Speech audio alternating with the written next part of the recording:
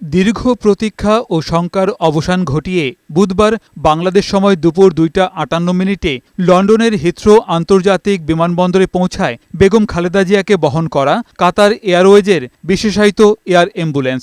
সেখানে আগে থেকেই উপস্থিত ছিলেন পরিবারের সদস্যসহ যুক্তরাজ্য বিএনপির নেতাকর্মীরা।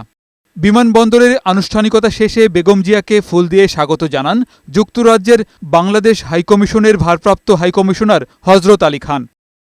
এ সময় বিমানবন্দরের লাউঞ্জে খালেদা জিয়ার সাথে দীর্ঘ ৭ বছর পর দেখা হয় বড় ছেলে তারেক রহমানের সহধর্মিণী ডাক্তার জোবাইদা রহমানের সাথে। কিছুটা ঘনিষ্ঠ সময় কাটাতে দেখা যায় তাদের। পরে বহুল প্রতীক্ষিত মা ছেলের দেখা হয় বিমানবন্দরে।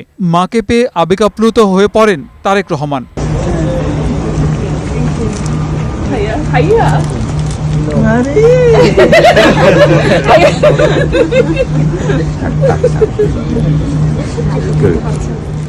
দলের চেয়ারপারসনকে স্বাগত জানাতে এদিন যুক্তরাজ্যের হিথ্রো আন্তর্জাতিক বিমানবন্দরের বাইরে সকাল থেকেই উপস্থিত ছিল স্থানীয় বিএনপির নেতাকর্মীরা। দীর্ঘদিন পর বেগম জিয়াকে কাছে পেয়ে আপ্লুত নেতারাও।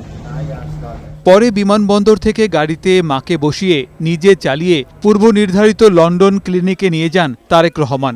সেখানে আপাতত চলবে বেগম জিয়ার স্বাস্থ্যের নানা পরীক্ষা নিরীক্ষা। এরপর পরবর্তী সিদ্ধান্ত নেবেন বিশেষজ্ঞ মেডিকেল বোর্ড।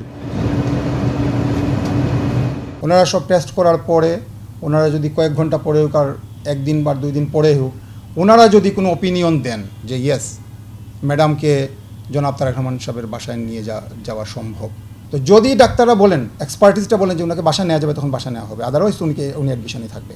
এর আগে মঙ্গলবার রাত 12:15টায় ঢাকা শাহজালাল আন্তর্জাতিক বিমানবন্দর থেকে লন্ডনের উদ্দেশ্যে রওনা হন সাবেক প্রধানমন্ত্রী বেগম খালেদা জিয়া। গোলাম মোর্শেদ, বৈশাখী সংবাদ, ঢাকা।